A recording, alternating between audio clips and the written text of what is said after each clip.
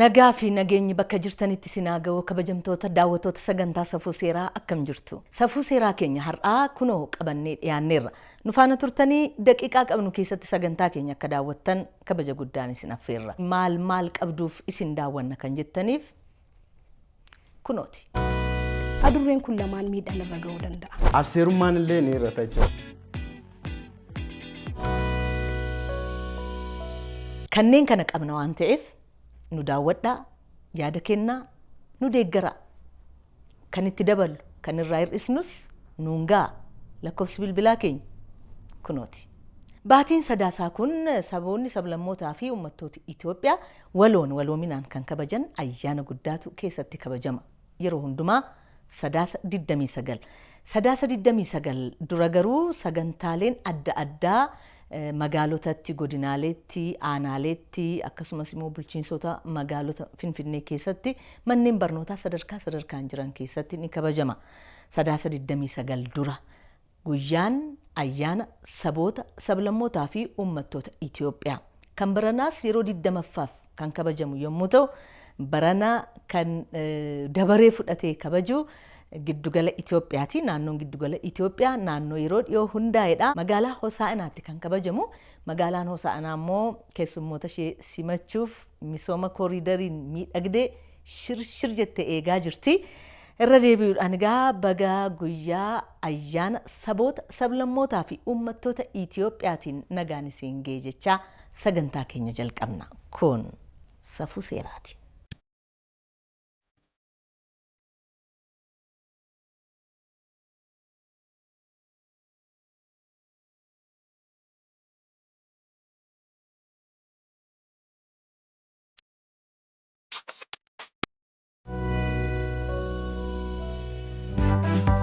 Lafti lafee keenya eegnee misoomsinee dhalootaaf dabarsina jedha Biiroon Lafa Oromiyaa. Biiroon Lafaa Oromiyaa sirna bulchiinsa lafaa caalmaatti dijitaalessu tajaajila si'ataa qulqulluu teekinooloojiitiin deeggarame uummataaf kennuuf yoomiyyuu caalaa kutannoon ni hojjeta. Biiroon kun sirna bulchiinsa lafaa ammayyaa'aa diriirsuun lafti magaalaas ta'e lafti baadiyyaa naannoo Oromiyaa keessatti argamu hundi kaadaastaraan akka hoogganamuu fi misooma lafarratti misoomu hunduu akkaataa bu'uura qorannoo karooratti fayyadama lafaatiin hojiirra oolchaa tureen fayyadamummaan hawaasa bal'aa akka mirkanaa'u cimee ni hojjeta. Kaayyoon keenya jedha Biiroon Lafa Oromiyaa. Kaayyoon keenya bulchiinsa lafaa dijitaalessuun fayyadamummaa hawaasa keenyaa caalmaatti mirkaneessuudha jedha Biiroon Lafa Oromiyaa. Daawwattoota keenya itti aansuudhaan odeeffannoo isinii dhiyeessinaa. Odeeffannoo keenya dura garuu hojiilee gurguddoo abbaan taayitaa kabachiisa dambii bulchiinsa magaalaa Finfinnee keessatti hojjetu keessaa dabalataan kan hojjetan tola ooltummaadha. Hojii tola ooltummaa, hojii lammummaa, hojii deeggarsaa, hojii nama biraallee kakaasee isaaniif immoo gammachuu uumuu fi kaaniif fakkeenya ta'uu danda'u hojjetu. Maarree dhiyeenya kanas abbaan taayitaa kabachiisa dambii hojiilee misooma kooriidarii magaalaa Finfinnee keessatti hojjetamu dabalataan tola ooltummaatiin kan isaan hojjetan itti gaafatamaa waajjira abbaa taayitaa kabachiisa dambii kutaa magaalaa Addis Katamaa Aanaa ja'aa fi hojjettoonni waajjirichaa waldaa walgargaarsaa Magbaar Bahiyoot jedhamanii waliin ta'uudhaan waliin qindoomuudhaan maanguddootaa fi harka qalleeyyii gargaaraa turaniiru kan immoo gargaaraniiru. Akkamittiin gargaaranuu jettan maanguddoota nama isaan gargaaruu hin qabne sana dhandha dhiquudhaan, rifeensa isaanii muruudhaan, miicuudhaan isaan deeggaraniiru. Kanneen harka qalleeyyii ta'anis akkasuma deeggaraniiru, maallaqas kennaniiru.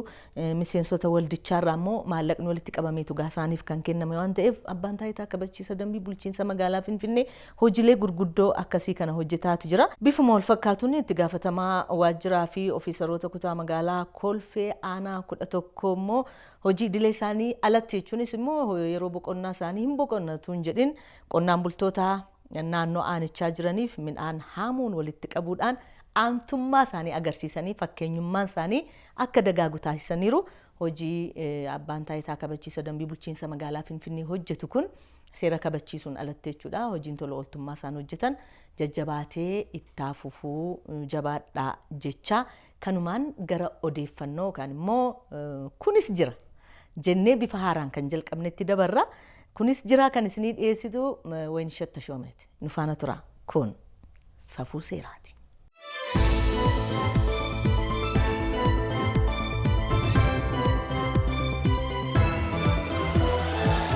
Kan daawwachaa jirtan sagantaa safuu seeraati. Amma yerootti kunis jira isin daawwachiisnu irra geenye jirra. Kunis jira keenya jalqabaatiin misooma koriidarii bakkeewwan bashannanaa teessoowwan aara galfii uummataaf qophaa'anirra qaamoleen uffata miiccanii hafan adabuu isaa abbaan taayitaa kabachiisa dambii bulchiinsa magaalaa Finfinnee beeksisee jira. Taateen kun kan ta'e kutaa magaalaa Lammii Kuraa aanaa 13tti. Qaamoleen kun kaafteeriyaa bakka bashannanaa misooma koriidarii irratti hojjetamee fi hojjettoota kaafteeriyaa sanaati.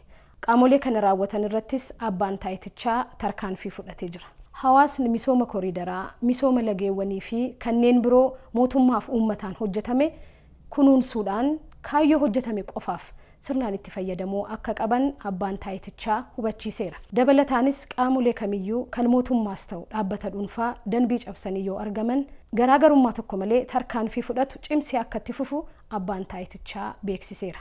Qaamolee hawaasaa eeruu kennan guddaa galateeffachaa kanneen akkanaa yoo argitan karaa lakkoofsa bilbilaa 9995 eeruu kennuu dandeessu isiniin jedha. Gabaasni kan daayirektoreetii dhimmoota koominikeeshinii abbaa taayitaa kabachiisa dambii bulchiinsa magaalaa Finfinneeti. Haadha warraaf abbaa warraa biyya Istaanbul jiraatantu ture. Haati warraaf abbaa warraa kun osoo waliin jiraatanii wal dhabbeen gidduu isaaniitti ni uumama. Walii galuu waan hin dandeenyeef gaa'elli isaanii akka diigamu mari'atanii qabeenya qabanis ilaaf ilaameedhaan qooddatanii gara mana murtii deemu. Mana murtii yeroo deemanis gaa'elli keenya akka diigamu barbaanna. Adda ba'uu barbaanna. Kan yeroo goonummoo tokkoon keenya beenyaa kamiyyuun gaafannu walii gallee dhufnee jedha. Manni murtiis gaaffii diigaa gaa'elaa dhiyaate kana galmee erga laalee booda haati warraaf abbaa warraan kun yeroo waliin jiraatanitti adurree 2 guddisanii qabu turan. Sababa isin gargar baataniin sababa gaa'elli kun diigamuun adurreen kun lamaan miidhaan irra ga'uu danda'a. Kanaaf tokkoon keessan bira jiraachuu qabu jedhee murteessa. Innis adurroonni kun haadha warraa bira akka jiraattu murteessa. Kanaaf immoo abbaan warraa waan ittiin adurree kana guddistu waan ittiin adurree kana jiraachistu ji'a 3 liiree 10,000 abbaan warraa haadha warraadhaaf akka kutu murteessuudhaan gaa'elli isaanii akka diigamu taasisee jira. Maddi Ooditii Sentaraal. Kunis jira keenya itti aanuun ammoo yeroo ammaa toora intarneetii yookaan miidiyaa hawaasaatiin namoota waan dhugaan taane dhugaa fokkeessuudhaan naasisuun, rifaasisuun viidiyoo gabaabaa erga waraabanii booda argiteettaa sun piraankiidha jechuun baratamee jira. Odeeffannoon gara biyya Faransaay arganne immoo akkana jedha. Tiiktookarii tokkotu ture. Lilmoo yookaan immoo siriinjii kan ittiin mana wal'aansa fayyaatiin yaalamnu sobaa qabachuudhaan bakka namoonni baay'atanitti, bakka bashannanaatti, bakka namni dhaabatee konkolaataa eeggatu deemuudhaan siriinjii sanaan yookaan lilmoo sanaan waan waraanu fakkeessee namni sun wayita rifatu, wayita na'u viidiyoo waraabuudhaan toora sooshaal miidiyaa isaa irratti yookaan tiiktookii isaa irratti gadhiisa. Maarree qaamni seeraa biyyattii gocha kana arge namicha kana to'annoo jala oolchuudhaan mana murtiitti dhiyeessa. Manni murtiis gochi kun sirrii miti. Gochati goote kanaan namni hedduu rifaatu keessa galeera, naasuu keessa galeera, akka dhiphatan taasistee jirta waan ta'eef jechuudhaan adabbii hidhaa ji'a 12 itti murteessee jira. Ji'aaf mana sirreessaa yookaan mana adabbii akka turu taasisee jira. Ji'a hafaniif ammoo hojii idilee isaarraatii akka dhaabbatu itti murteessee jira. Maddi keenya Ooditii Sentaraal. Kunis jira keenya har'aa isin bashannansiisa. Itti bohaartuu irraa barattu jennee qindeeffannee qabannee dhiyaanne kanan gammaatti daawwattan ture. Torban kan biroon hanga walitti deebinutti torban gaarii. Kunis jira. Isin biroo maaltu jira? Waan jiru yoo jiraate nuun ga'a, nu bilbilaa, nu barreessaa, kottaa jedha, nu waama, hin dhufna bakka isin jirtan.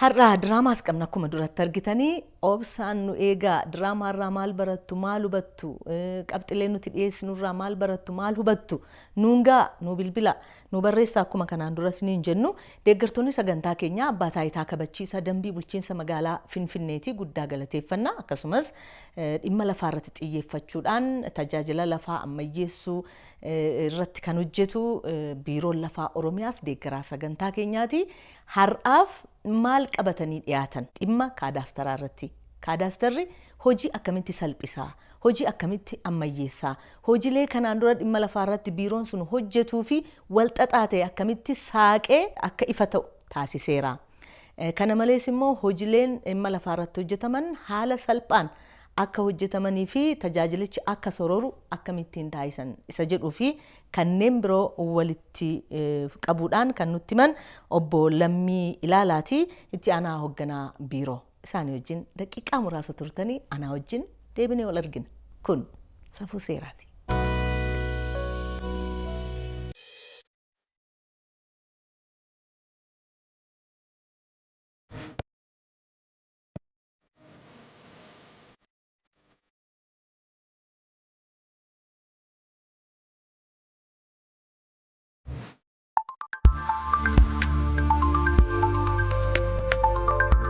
Kaadaastara jechuun sirna bulchiinsa lafaa keenya teekinooloojii fayyadamnee karaa ittiin ammayyeessinu jechuudha. Sirni bulchiinsa lafaa keenya ammayyeessuu yeroo jennu immoo sirna odeeffannoo lafaa haga cittuu lafaatti irratti hundaa'e wayitaawaa fi immoo abdeet kan ta'e ragaa qindoome kan of keessaa qabu yommuu ta'u sirni odeeffannoo cittuu lafaa kun immoo dantaawwan qabiyyee lafaa wal qabatan illee rikeerdi kan godhee of keessaa qabatu jechuudha. Dantaawwan qabiyyee lafaa yeroon jedhu kan akka mirgaa kan akka dhorkii fi itti gaafatamummaa illee kan qabu kana of keessaa kan qabatu jechuudha. Kaadaastarri kun haalli sirni lafaa odeeffannoo cittuu lafaa of keessaa qabatu kun cittuun lafaa tokko bakka itti argama jalqabee eessatti akka argamu qabiyyeen lafaa kun immoo eenyuun qabamee akka jiru tajaajila maalitti oolaa akka jiru bal'ina hammaa fi kan kana fakkaatan ragaa wayitaawaa fi ragaa ammayyaa'aa ta'e yookaan abdeet ta'e ragaa qulqulluu teekinooloojii ammayyaatiin hojjetamee ragaa sirrii ta'e kan of keessaa qabu kana jechuudha.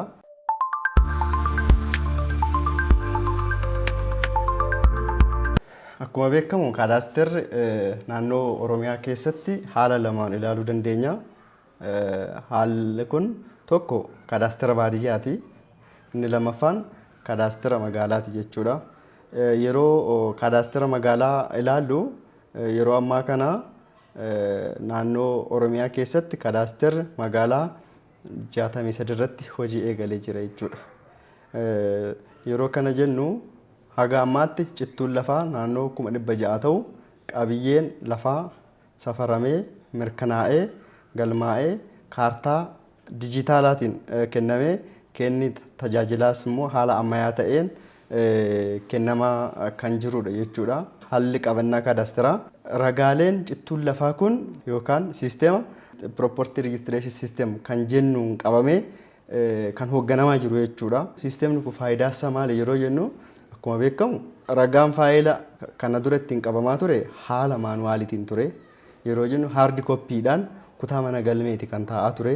Sisteemni kun immoo ragaa kana ragaa hundaa ragaa cittuu lafaa irratti hundooftee faayila namaa hunda baakaap ta'ee sisteema keessatti arganne jechuudha. Kanaaf tajaajila si'ataa kennuuf faayila barbaaduuf yeroo nuti qisaasessinu asirratti hin jiru ni irrataa jechuudha. Kanaaf sisteema kanaan bulchaa jirra jechuudha. Baadiyyaa yeroo laallu Oromiyaan godinaalee 21 qaba. Godinaalee 21 kana keessatti kaadaastara baadiyyaallee eegallee jirra. Kaadaastarri baadiyyaa kana karaa lamaan kaasuuf yaala. Inni tokko kan qabiyyee lafa qotee bulaati. Inni lammaffaan immoo kan horsiisee bulaa jechuudha. Kan horsiisee bulaa yeroo jennu lafti horsiisee bulaa kun akkuma beekamu lafa waliiniiti.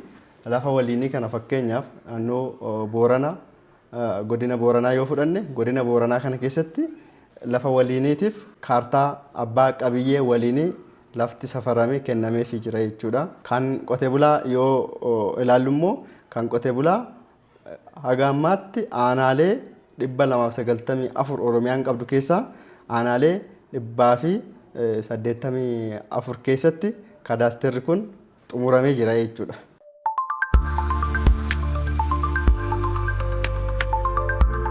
Bu'aan isaa inni guddaan mirga abbaa qabiyyummaa mirkaneessu yookaan immoo teenuur seekuritii kan jennudha. Bu'aa isaa inni jalqaba. Bu'aan inni kun immoo mirga abbaa qabiyyee tokko yoo mirkanaa'e waldhabdeen daangaarraa illee ni hir'ata jechuudha. Inni lammaffaan ragaan kun teekinooloojii irratti hundoofna. Ragaan kun yeroo safaramu haala ammayyaatiin safarama. Waldhabdeen daangaallee ni jiru. Siisteemonni kun siisteemni amma ani jedhe kan baadiyyaa naarles siisteema jedhuunidha kan bulaa jiru. Kan magaalaa cadastre for real property registration system kan jedhu kun overlappidhumallee hin fudhatu jechuudha. Inni ittaanu erga kaartaa dijitaalaa kanallee fudhatanii akkamitti hawaasni keenya gara diinagdeetti jijjiiruu akka danda'an dhaabbilee faayinaansiitiif illee hubannoo kennine. Kadaasterii jechuun yookaan immoo kaartaan qabiyyee dijitaalaan karaa kadaasteraan kenname jechuun mirga guutuu qabuun hubannoo fi amantummaa hawaasa keenyarraa akka qabanii fi liqiiwwan garaagaraa liqeessanii fi qotee bultoonni keenya yookaan jiraattonni magaalaa keenya lafa isaanii qabsiisanii qarshii liqeeffatanii hojii uumuu danda'uu fi hojii qaala'insa jireenyaa kana daraan hir'isuudhaaf illee galtee guddaa ta'a jechuudha. Faayidaan dinagdee keessatti qabu jechuudha. Arseerummaan illee ni hir'ata jechuudha. Arseerummaan lafaa wal qabatee jiru ni xiqqaata jechuudha. Maaliif kadaastera keessa kan galchinu qabiyyee mirga qabu qofa jechuudha. Ittaan sun komii fi waldiddaa lafaa wal qabatee siisteemaa waan bulchinuuf teekinooloojii waan bulchinuuf bakka itti kadaasterri uwwisni kadaasteraa keenya xumuramee jirutti qabiyyeen lafaa keenya siisteema keessa galee jirutti waldhabdeen lafaa kunillee daraan hir'ate jechuu ni dandeenya.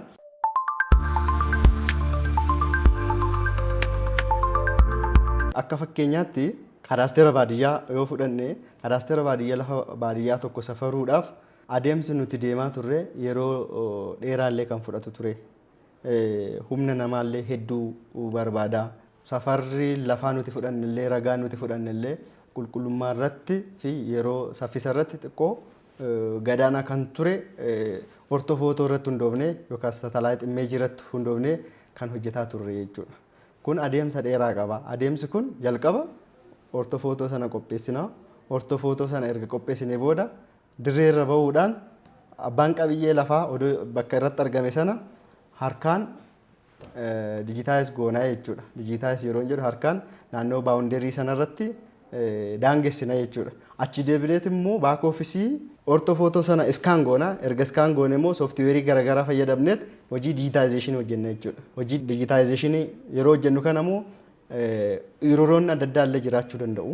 Kanaaf yeroos ni fidnaa ogeessota illee hedduu barbaada, baajata illee hedduu barbaada. Akka xiyyeeffannoo mootummaa fi faayidaan kadaasteraa immoo olaanaa waan ta'eef yeroo gabaabaa keessatti fixuun keenya immoo dirqama ta'a jechuudha. Kanaaf maal hojjechaa jirra yoo jennu yeroo gabaabaa saffisa cimaa ta'een qulqullina guddaadhaan deemnee faayidaan isaa hunda galeessa kan ta'e kadaastera xumuruudhaaf immoo teekinooloojii ammayyaatti fayyadamuuf jalqabnee jirra jechuudha. Teekinooloojiin kun maas reg moobaayil appilikeeshin kan jedhamudha. Keessumaa naannoo ortofootonni naannoo bosonaa naannoo bunaa kana safaruun hin danda'amu. Akkuma beekamu ortofootoo jechuun imeejiidha.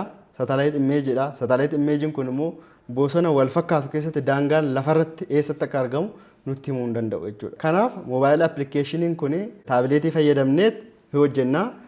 Akkan dura jedhe sana wajjii hundumaa dirree irratti xumura jechuudha.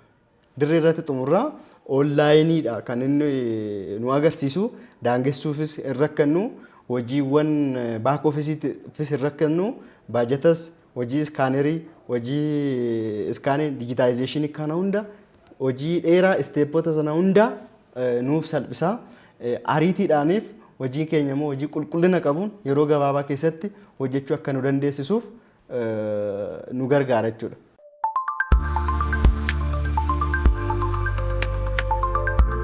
Hojiin kadaasteraa kun yoomiyyuu caala akka dafee xumuramu mootummaan xiyyeeffatee hojjetaa jira. Bara 2017 kana keessa hojiileen hojjetaman gaariitu jiru. Kunis immoo akkaataa xiyyeeffannoo fi akkaataa faayidaa isaatiin garuu hojii kana xumuruu waan qabnuuf hojiin bara darbe kana keessa hin xumuramne jechuun ni danda'ama. Kanaaf garuu hojii kana yeroo gabaabaa keessatti xumuruudhaaf maal gochuu qabna jennee karoora addaa baasnee karoora bara 2008 kana keessa galchine hojii cimaa hojjetaa jirra jechuudha. Hojiin biiroon deeggarsaa fi hordoffii cimaa gochuudhaan hojii supervisionii gochuudhaan feedbackii fuunaan dubdeebillee kennuudhaan yeroo yeroodhaan gamaggama ICT illee toora ICT illee fayyadamuudhaan gamaggamuudhaan qaamaan teeknikaanis haa ta'u qaamaanis maateriyaaliidhaanis wantoota barbaachisuu hunda deeggaraa gadi buunee hojjetaatii jirra. Hojiin supervisionii keenyaa immoo kan dubdeebii qabuuf hojii kanarratti yeroo hordoffiin keenya yeroo yeroon dabalee fi ammallee halkanii guyyaa cichoomnee hojii guddaa hojjennee hojii bu'aa qabeessa kana mirkaneessinee lammiilee keenya bu'aa guddaa buusu kanallee yeroo gabaabaa keessatti fixuudhaaf karoorsinee karoora keenya immoo sirriitti itti adeemaa jirra jechuudha.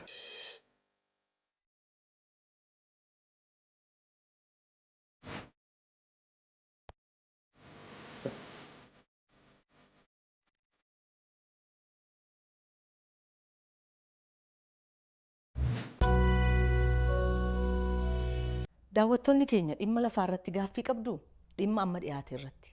Gaaffii yoo qabaattan biiroon lafaa Oromiyaa isinii deebisa gaaffii dhimma lafaa irratti gaafattan hundumasa. Kanaafuu gaafachuu dandeessu nu bilbilaan nu barreessaa. Amma yeroon geesse. Yeroon kam? Yeroo diraamaa. Diraamaa daawwadhaa. Diraamicha irrattis yoo yaada qabaattan nuun gaa. Isin diraamaa daawwadhaa. Anaa wajjin garuu gamanumaa torban kun, torban nagaa, torban jaalalaa, torban tasgabbii akkasiniif ta'u hawwinaa. Nagaan isiniif haa ta'u, nagaatti.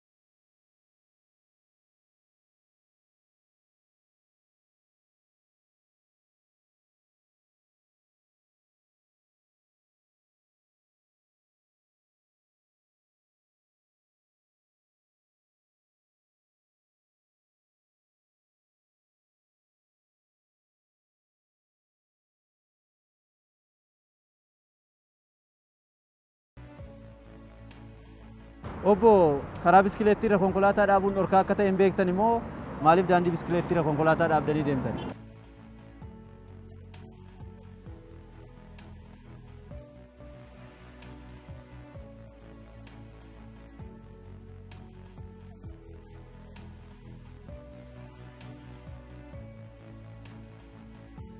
Kanaafuu isin immoo seera cabsitanii waan jirtaniif akka nama tokkotti namni seera cabse immoo hin adabama waan ta'eef isinis hin adabamtu jechuudha.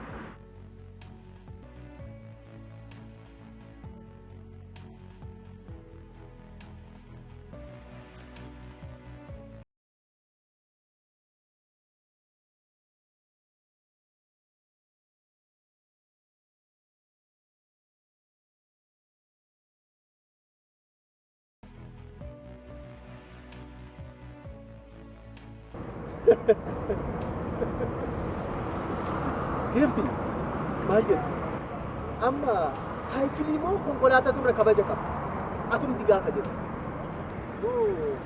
isin anarraa ilaalcha biraa qabdu natti fakkaata. Seera beekuu dhiisuu itti gaafatamummaa jala namaa. Komii yoo qabaattan immoo qaama dhimmi ilaallatutti dhiyeeffachuu dandeessu. Ammayyuu konkolaataa keessan asirraa kaasaa.